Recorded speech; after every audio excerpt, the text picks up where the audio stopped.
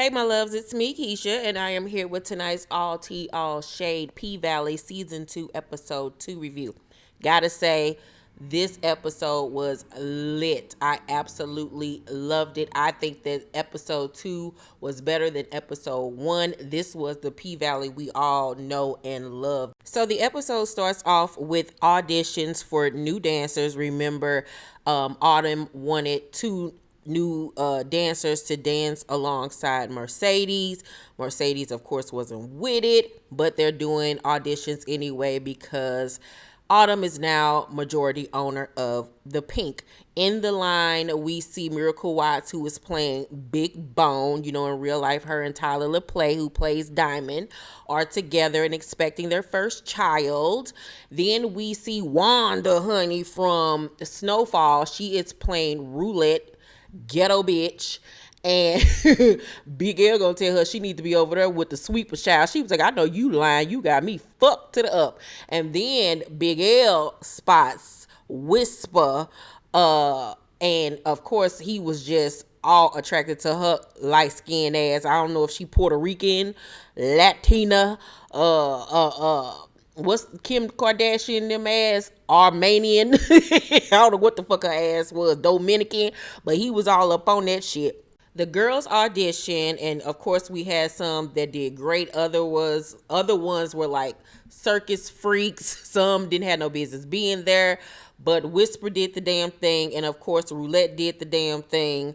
Big Bone, however, couldn't get her big ass up the goddamn stripper pole. All she could do was pop that pussy for a real nigga, but she was beautiful as well. So when it came time for Mercedes to pick her, Kelly and Michelle, Roulette automatically thought that she was gonna get picked first, like she was ready to go, ready for her name to be called, and they actually end up calling Whisper name first. So she was already feeling some type of way. So when Mercedes actually called her name, she had a stank look on her face, and Mercedes was looking at her like, "Bitch, you better be glad your ass was picked, ho." Big Bone was picked too, and Mercedes was like, y'all better stop playing with me. Y'all better stop playing with my motherfucking time. Reclaiming my time. Reclaiming my time. She was like, I'm not going to have this non-dancing hoe dancing beside me. And what's her name? Autumn was like, well, you're a coach. She was like, no, the fuck I'm not. She was like, well, yeah, bitch, you actually are. You could teach her how to dance. She was like, I'm not doing it. No. Absolutely not. So Autumn was like, okay, well shit, I can put her ass behind the bar because, you know, she pretty, she got a big ass, she's going to draw customers. And then who walks in? Nobody but Corbin, old square hunky-dory ass, and Andre, long-legged ass walk in. And Uncle Clifford like, I did not tell you not to ever walk your ass up in here, Corbin. And Corbin was like, shit, we got some shit to talk about. So they head on to the back so they can have a meeting amongst bosses. Then we go to Keyshawn and Derrick's crib. She in the kitchen fixing drinks and shit, and we heard this crazy cracker outside just a hooping and hollering, yelling and shit. And he gets a text message on his phone, and she reads the message, and it says that he did not get the managerial position. So she looking like, oh shit, he about to whoop my ass tonight. Like, let me get prepared to get socked in the eye. So she ends up going outside, and we see that he's actually sitting on a porch with the sheriff, and they're discussing why the sheriff refuses to press charges against Diamond for the incident that happened on murder night. And the sheriff was basically saying, if I charge him, I'm gonna have to charge you too. You know what I'm saying? Point, period, blank. Of course, Derrick's psycho ass is pissed off about this. He is like on 10. And so the baby started crying. And Keyshawn was like, I'll go in and get her. And he was like, nah, I'll do it. So he go in the house, he's slamming doors and shit. And I was like, girl, you sitting right here with the sheriff, bitch. Can't you tell the sheriff that this nigga is crazy to be whooping your ass and to give you a police escort up out of this bitch? But instead, they on the porch talking about whether or not she still work at the Pynk, and she telling him she, you know, doing classes online and shit.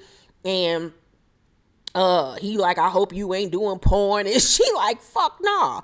And so then the sheriff asks her, you know, brings up Autumn's name and was like, do you know by chance what her real name is? You know, trying to get tea on Autumn. And she was like, you never ask a stripper what her real name is. You have to earn it. I like the sheriff. Is it just me, or is this a new sheriff? Because he don't look like the old sheriff. Or maybe it's just been so long that I don't remember how he looks. But I like the sheriff. But once again, I'm just wondering why she wasn't whispering, help me. This motherfucker is crazy. We go back to the Pynk, and Mercedes is on the pole trying to teach the newbies how they supposed to execute pole work or whatever. But meanwhile, her arm is giving out on her ass. Her arm was like, bitch, if you don't put me on ice, girl, I is tired. And the girls peep game that, like, girl, you might need to get some help for that. And Roulette actually offers to go down to the dollar store to get Mercedes some of that green alcohol, because that really works. And Mercedes looking at her like, bitch, who the fuck is you talking to? She actually called her big mama or some shit. Mercedes like, y'all go in the back get some water. And then she gonna go over there to Big L Thomas. Was that bitch trying to call me a grandmama? And I was like, yeah, girl, because you is older than them. And so Big L was basically like, on some other shit as far as Autumn is concerned. I don't trust that hoe. He was like, because even the devil started off as an angel. And that got Mercedes to thinking as she looks in the room as they're all having their little meeting. So Mercedes is really starting to side eye Autumn again, because Autumn keep on throwing her weight around as far as her being a new owner and telling her, well, she gonna do this, that, and the third. And now hearing it from Big L as well, it's really starting to make her really question, like, can we even trust this hoe for real? And the answer is no and yes, because Autumn's character is the type of character that's going to always look out for her best interests first, but there is a part of her that does have a heart for these people, so guilt always comes in, but her natural instinct is selfishness. Now, while they're in the meeting, Corbin offers Clifford and Autumn $500,000 for the Pynk. And he was like, that's way more than what y'all was originally going to get. Y'all need to take this shit. And they both looking like hell to the motherfucker. No, we're not selling the Pynk, and especially we ain't selling it for that price. And Autumn breaks down, like, the price, the desire for the club, this, that, and the third. Like, she got the gift of gab, and you can tell when Autumn talks that she knows what the fuck she's talking about. There's so much about her character that we have yet to learn. Like, how does she know so much about business? You know what I'm saying? Like, where did she come from? Because she makes a comment later that we're going to discuss that really has me like, who is this girl? Like, we still have so many layers to peel back on who she is, where does she come from, how does she know what she knows, and all of this stuff. So Autumn says to Corbin and Andre, like, you gonna at least have to break us off at least 10 stacks, 10 milli. And Corbin was like, bitch, you out your godforsaken mind. And I was like, when Corbin gets so body and riding up here calling motherfuckers bitches and shit, I was like, yo, old square peg, head ass nigga, like, who the fuck is you talking to, you fake ass, Hey Arnold looking motherfucker? So Clifford was like, Corbin, we is not doing that up in here. And at the end of the day, the Pynk is off the auction blocks. Now I got to motherfucking go. So Uncle Clifford steps out, and Autumn follows behind him, and he gets one of the flyers for the reopening, and he sees that this bitch then pushed up the date to that Friday. He was like, you pushed it up to this Friday? I thought we discussed next week. And she was like, that we need to get this money. Like, we need to open this motherfucker. And so he is pissed off, and Corbin comes out and was like, oh yeah, and by the way, happy birthday. And so Autumn looking like, tomorrow your birthday? And he was like, yeah, my 40th. And he storms off pissed off or whatever. And we like, damn, what is up with his birthday and why he doesn't want to celebrate? I done with the conversation and wanted to know, like, what's the big deal about opening it up on his birthday. Autumn follows Clifford into the office, and he was like, the Pynk ain't ready yet, bitch. It still need to dush. We gotta clean this motherfucker. We gotta shave the hairs or wax the hairs up off this bitch before we ready. Her legs ain't ready to be spread yet. And Autumn was like, well, motherfucker, you know what you did to get us in this place. I suggest you follow my motherfucking lead. In her, she go putting her titties on the glass again. And Clifford was like, bitch, you came up in this motherfucker lying and scamming and finagled your way into the position that you're in. Like, bitch, you got fucked up. And they arguing back and forth, and Cliff was like, bitch, I want to like slap the shit out of you. He was like, you know what, let me get my shit and get the fuck out of here ASAP. So Mercedes storms in and was like, you doing the reopening on Clifford's birthday? And she was like, what the fuck? Y'all act like this a national motherfucking holiday or some shit. Clifford was like, you know what? Let her open it up. Let her do it everything on her motherfucking own, because I ain't helping with shit. I'm the fuck gone. And he proceeds to sashay away, honey. So I wish that in this episode, I will say that we would have learned more of why he didn't want to celebrate his birthday. Does it have anything to do with his parents or how he grew up? Like, what's the real tea on that? Y'all, when they showed us Patrice Woodbine commercial for her church talking about where the blessings reside, y'all, my mouth was wide open. I was shocked. I was hollering. That was fucking genius. And I loved that not only did they switch where the money resides, but they actually had him in this episode. I thought that was so fucking dope of Katori and the rest of the producers to actually have him on this show. So Ernestine, Clifford's grandmother, is at the house, and she was the one listening to the television, and she gonna say, how this hoe become a pastor? I'm like, exactly, Miss Ernestine, because we all know that Patrice used to spread it low and bust it open wide, bitch. You know that bitch wasn't shit and had men and shit feeling all on her daughter and shit. Nasty bitch, you. So Clifford comes home pissed the fuck off, going off about Autumn and how she get on his fucking nerves and he can't stand her. And Ernestine was like, I don't know why you just don't kill this bitch. I'm like, exactly. Dead all of this shit. So Clifford was like, you know what? Like, I'm about to be 40 and I'm still living at home with my grandmother. And I ain't had no dick in 5 months. Like, oh, hell no. So he stormed off in his room pouting and crying and shit. And Ernestine was like, shit, how about 15 years? Like, nigga, that ain't shit. I got cobwebs older than you on this motherfucking pussy. This pussy got a goddamn me bolt on it, a goddamn me safe lock on this son bitch. Like, nigga, please, that ain't shit. 5 months, 15 years, you do the math. So then, y'all, somebody knock at the door, and Clifford was too distraught to go get it. So Ernestine goes to the door, and none other than our boo thang, Lil Murder, is at the door. Child, he looks so good, child. I was about to take off my goddamn me bra and rub on my non-existent nipples. Alfonso, no, he is finding a motherfucker on this show and in real life. Girl, he looks so motherfucking sexy with that red rag tied around his face. Now, I know it's because of Corona, bitch, but he was giving me blood vibes, and I was like, come shoot up my crib, goddammit. Shoot up this pussy. How about that? He looks so motherfucking good. So Ernestine is so happy to see him, well, hear him, you know what I'm saying, visit with him. And he's happy to see her because he hasn't seen her in quite a while. And then Clifford hears him. So Clifford come tiptoeing his ass to the door, but instead of going to the door, he steps behind the door because, you know, he too pussy to, you know, actually see him. But he happy that he there, low key.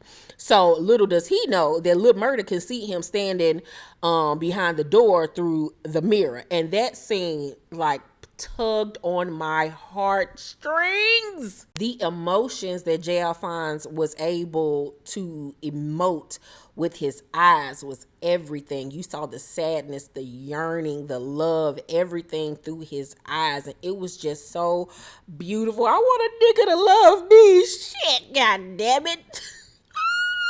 Why can I be Uncle Clifford? So meanwhile, he's standing there looking at Uncle Clifford through the mirror, and Uncle Clifford don't even know that he's looking directly at him.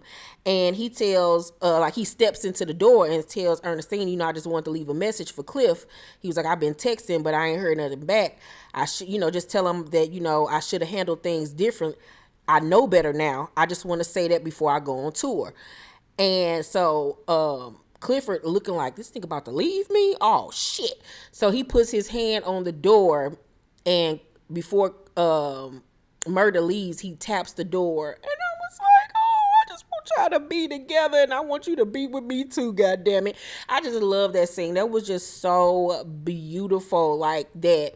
And I love that Katori has written this storyline to see black love through the gay lens, you know what I'm saying? Because we rarely get to see that. And for it to be accepted by so many viewers that are rooting for them, you know what I'm saying? We've never had a love story like this with two men, you know what I'm saying? So I just love their storyline. I go up for it so hard. Then we see Andre on the phone, getting out his car, talking to Brittany about why he still got to be in Chucalissa. He tells her that he got to hang around till they name the executor of the Ruffin estate. I'm like, just tell this bitch you don't see it for her. Like, because he act like he can't stand her ass. Like, she is a burden. He don't ever want to be around her. He ain't helping with the house. And so as he's stepping to go into Tydell's house, he sees the hose to Tydell's house being used at several different residences. And he looking like, what the fuck is going on? So he follows the hose to one of the houses and he steps into their yard. And dude is in a wheelchair. He was like, who the fuck is you? And he pulled a gun out on him. And he was like, I'm Tydell. The dude, it was another guy that was there with the dude in the wheelchair. He was like, that's Tydell godson. Like, put the gun down. And so Andre was like, I just want to know, like, why y'all using his hose. And the other guy was like, Tydell used to pay their street water bill because it was so high and a lot of people was behind on it. So he used to, give everybody water. And I was like, oh, so Tydell really did have a heart. Like, even though he was a son of a bitch and he was a hoe and got 50 million kids, he really did fuck with his city and his neighborhood. And that goes back to last week's episode when his baby mama was like, he just couldn't stay the fuck out the hood. Like, he loved the hood, and we know why, because he gave a fuck about his people. So Andre go in the house and he looking at all the water bills and stuff, and he was like, $10K a month for water.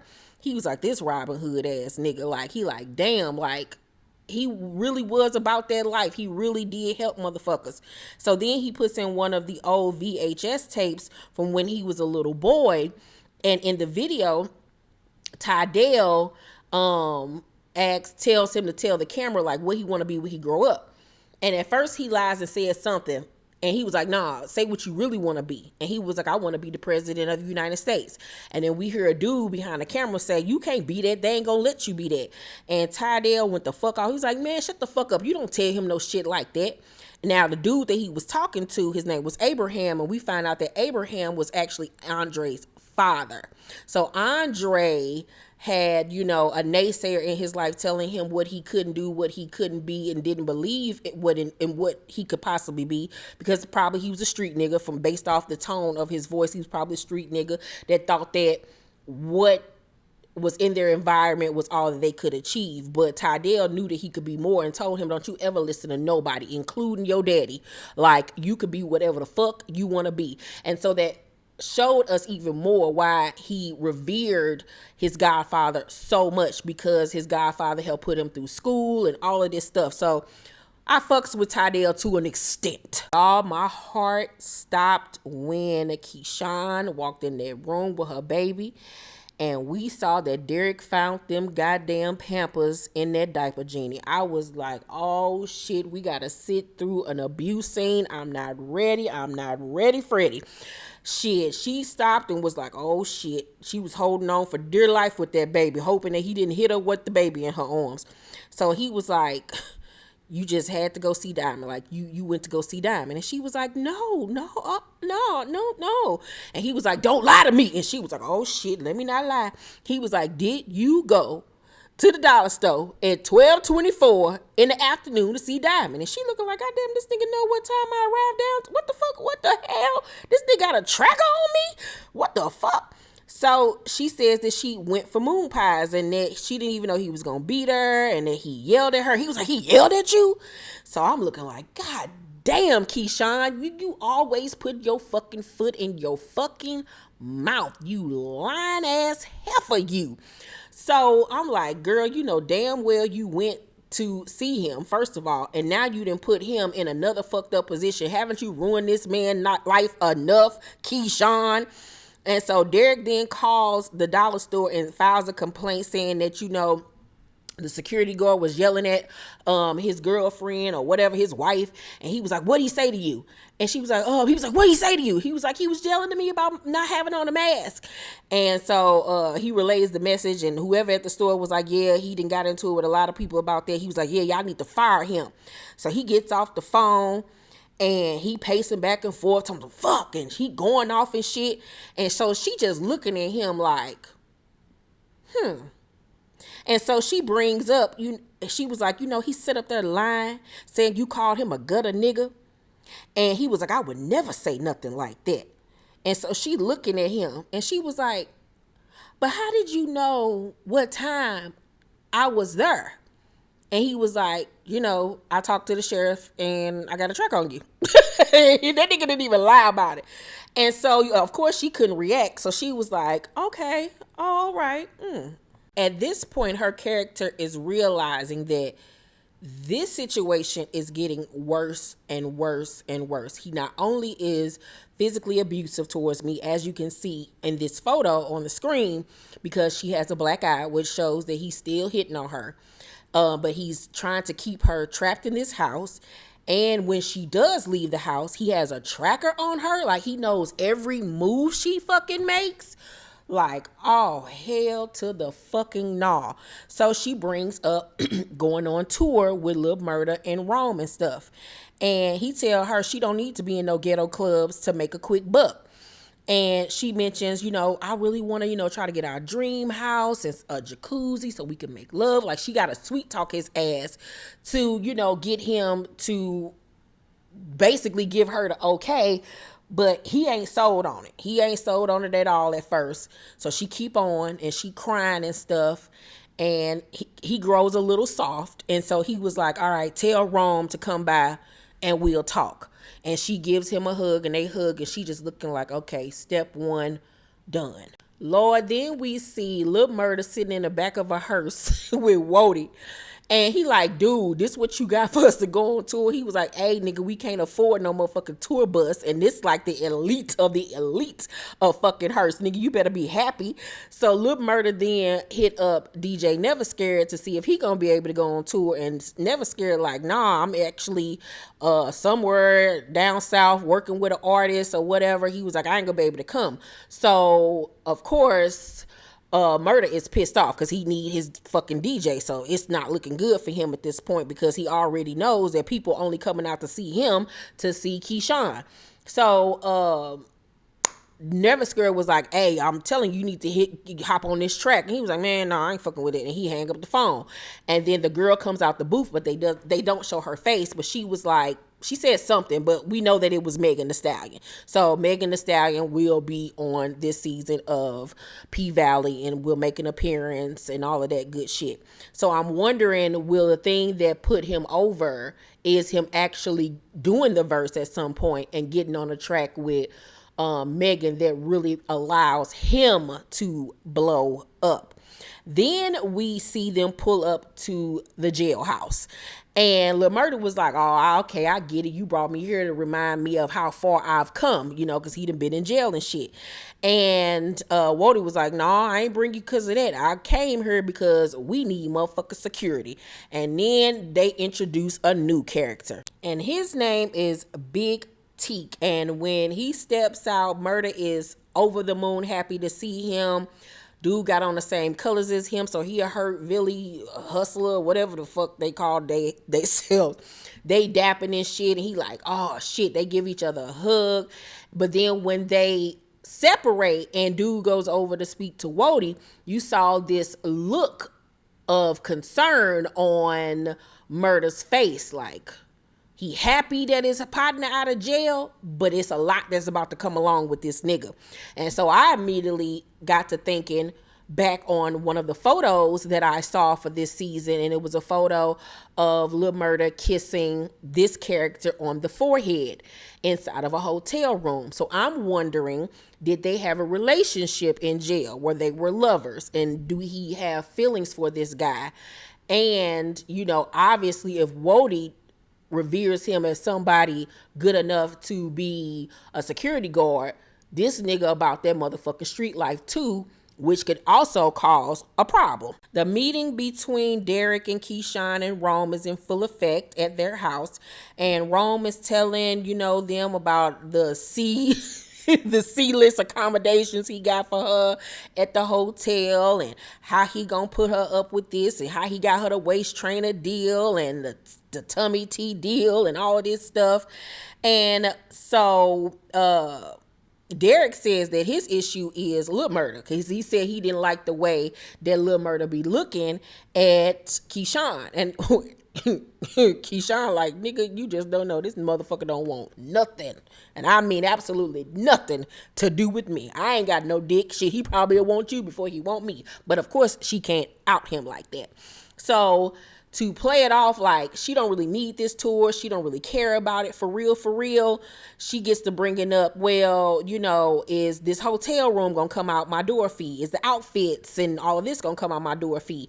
And Rome was like, well, yeah, that's standard. And she was like, well, I don't know if me leaving my home and my kids is even worth all of that. I don't even know. So I feel like she did that to further assure Derrick that she ain't all thirsty for it, like she could take it or leave it, and like her home life is way more important than a tour. And then I also feel like she did it, of course, to make sure that she got the right amount of money while she's going to be out there, because they need it, because he ain't got no job. So back in the hearse, Rome is pissed off. He back there sniffing coke like it's goddamn me inhaler. I'm like, nigga, that is not an asthma pump. You are straight doing coke, nigga. Your goddamn nose gonna bust a vein, bitch. And even Big Teak and Murder was looking at him like, damn, nigga, calm the fuck down. He was like, I don't know what the fuck happened. She act like she was all to go with it, and I get in there, she switch up on me and everything. And so they freaking the fuck out. And then Keyshawn sends him a text message saying, thanks, I'll do the rest. And so he looks out the window as they pulling off, and she steps to the door like, I got this. Just watch me do my work. Watch me work my magic. Like, don't worry, I got this. And so we see how cunning Keyshawn's character really can be. She can be very manipulative when she wants to be. So it's the night of the grand opening, and DJ Never Scared is not there. So Big L is on the ones and twos, child. And it's just an all-out freak fest going on. The motherfucker is thumping everybody up in that son bitch. The strippers is stripping and doing everything they need to do. And Mercedes is at her station in the back, and she sees that them heifers left her the green alcohol at her station, and she was pissed the fuck off. Then we see Uncle Clifford at home sulking. It's his birthday. He gets text messages from everyone saying happy birthday, and he sees the flyer on Instagram for Lil Murder's tour. And so he just looking at the picture like, show you right. Oh, you're my secret garden. I was like, yes. That's all he had to say. So then Ernestine get the bitch like, you ain't took out this goddamn trash. It smell like coochie up in here on the first of the month. So Clifford is like, oh, grandmother, I don't smell nothing. She was like, take that goddamn trash out. So he go take the trash out, child. And next thing we know, this nigga is kidnapped, and he's screaming for Jesus, screaming for grandma. And she just in the house cackling and laughing, not giving a fuck, or just not acknowledging that she hears him out there hooping and hollering. Then we go back to the club, and we see that Autumn is trying to handle things around the club, but she is just not fit to run the club because nobody respects her, because everybody only respects Uncle Clifford. Uncle Clifford's kidnappers revealed to him that this was all a setup, and this was actually a celebration for his 40th birthday, and that Ernestine was in on it. And he is like, oh my God, this is my 40th birthday. So he is kicking it. He is having a great time. And as he's sitting on his birthday throne, he sees a guy roller skating that looks exactly like Lil Murder. And so he looking at the dude, and he's envisioning that it's Lil Murder, but it's really not Lil Murder. And shit, I was wishing it was Lil Murder too, child. Mercedes and the girls are rehearsing for their set, and they're right next to the Paradise Room, and Whisper gets drawn to it because, remember, I told you guys she has supernatural instincts or whatever. So she goes into the room, and the stripper pole in there is dangling from left and right. And so she tells Roulette, asks it a question, like, ask it what you want or whatever. And Roulette asks it a question, and it was actually correct. So Mercedes walks into the room, and she immediately got chills, like she's immediately spooked because she knows what happened in that room. So they then get called to the floor because it's time for them to perform. And when Whisper walks past her, she gives her this look like, I know what you did last summer.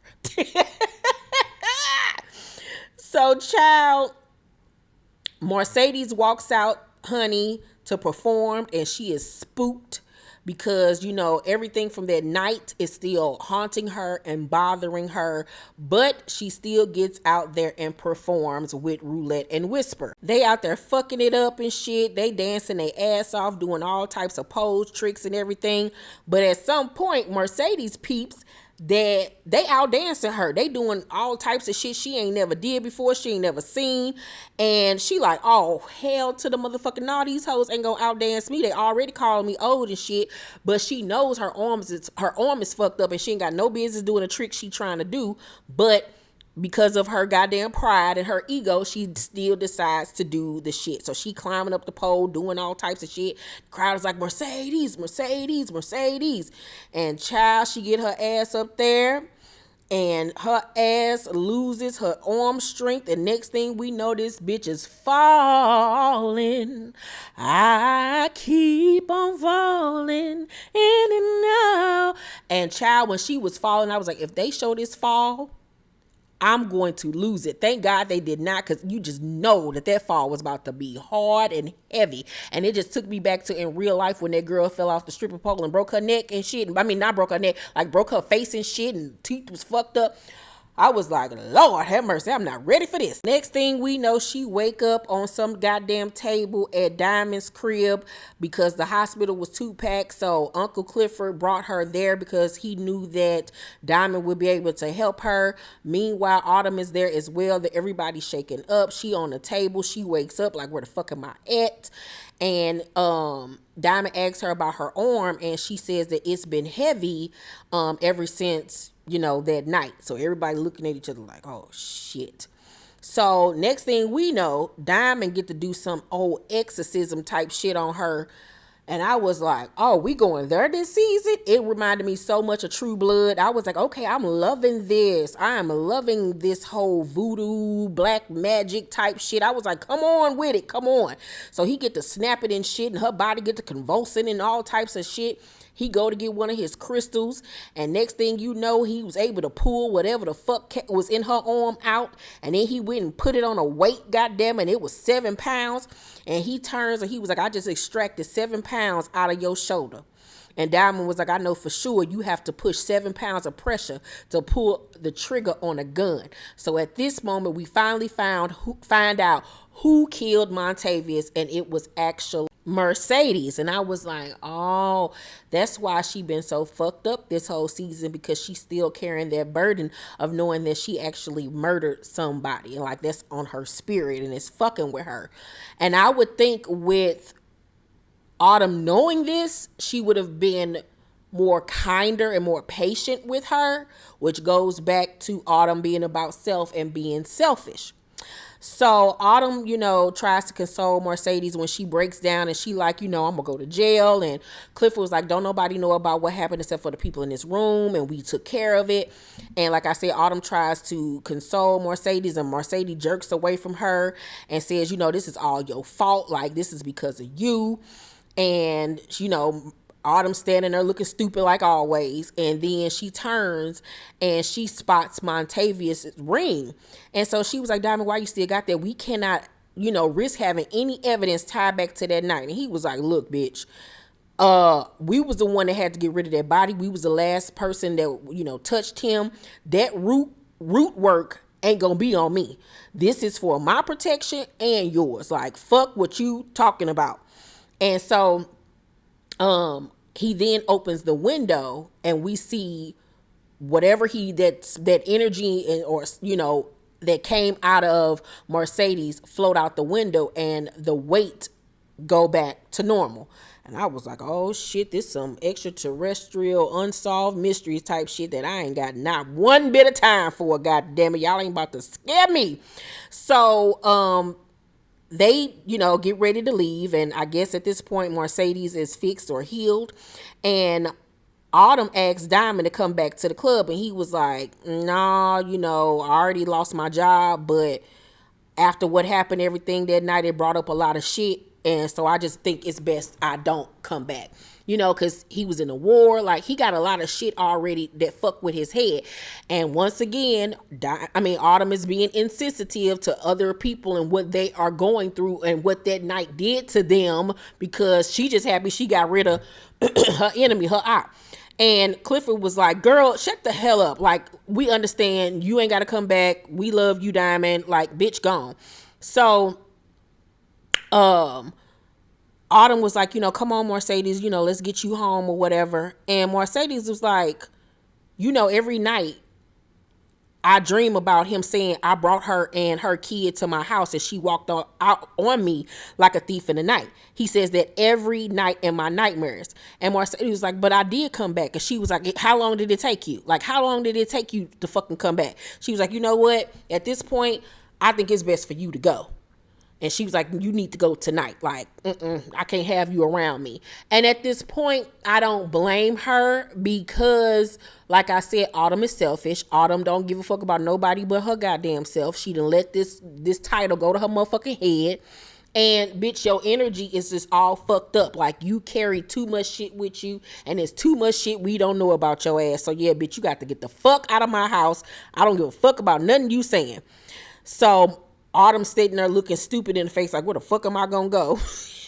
And I was like, well, that's what you get, bitch. That night, we go back to Keyshawn and Derrick's crib, and she's in the mirror getting ready for bed that night, and he's sitting on the bed, and, she brings up, well, we gonna need, this for the baby, and that for the kids, and this, that, and the third. And he was like, well, Keyshawn, I didn't get the job. And she was like, oh, I didn't know that, playing stupid. But she brought up all that shit about what they need and stuff because she knew that was going to make him feel bad. And with her being the only person that is a breadwinner, she knows that at this point, his back is against the wall and he's going to have to let her go on this tour. So she uses her feminine wiles and she goes and sits on his lap and was like, I love you and you got to, trust me and da-da-da-da-da. And she get to putting that thing on him. And she was like, the tour takes off in the morning. Like, we got to get this shmoney. And so the next thing we see is Autumn at the goddamn Pynk alone. Well, I guess she gonna be staying there because she ain't got no other place to go, so she gonna be living in the office. She in the back drinking and thinking and shit, playing sad ass music on the jukebox. Meanwhile, she don't even know that somebody is watching her, but she feels some type of like energy, so she gets up and she walks to the main part of the club, and it's a mess, and she sees the pole and she gets on the pole because remember earlier in the episode she was like she missed it a lot. And she's on a pole, she's dancing and shit, and Andre walks in. And they get to talking about selling the pink and why it should and should not happen. And she was like, the only way we gonna sell is if we get a big dick offer, and we ain't got no big dick offer yet.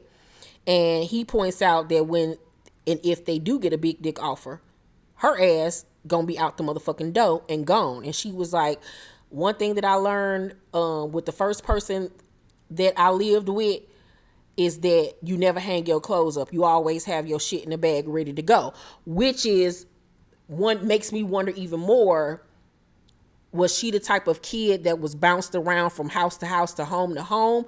Like, what was her life like growing up?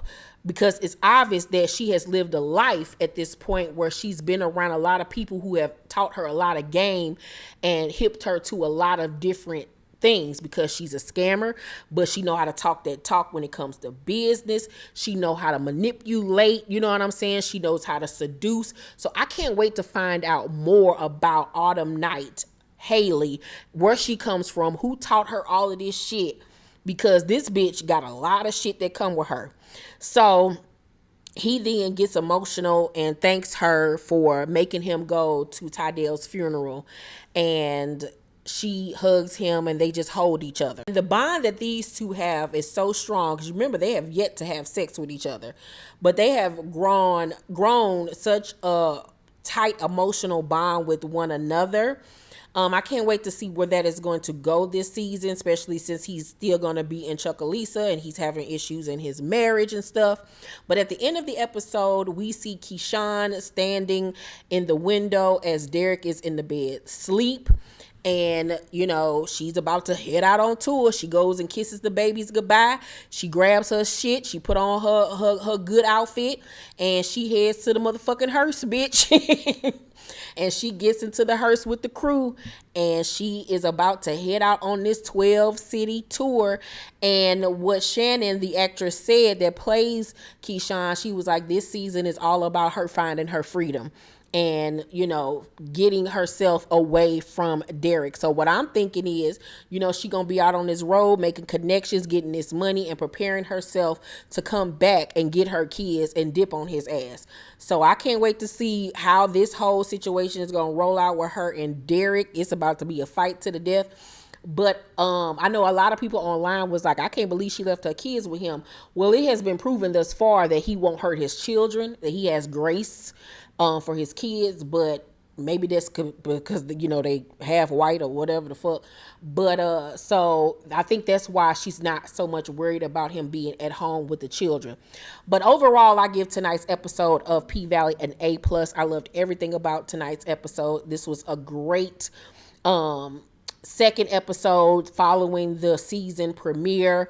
Let's talk down below in the comments section. Let me know what you guys thought about tonight's episode. Make sure to thumbs up this video, like and subscribe, and hit that notification bell button. I love you guys, and I will see you on the next video. Bye.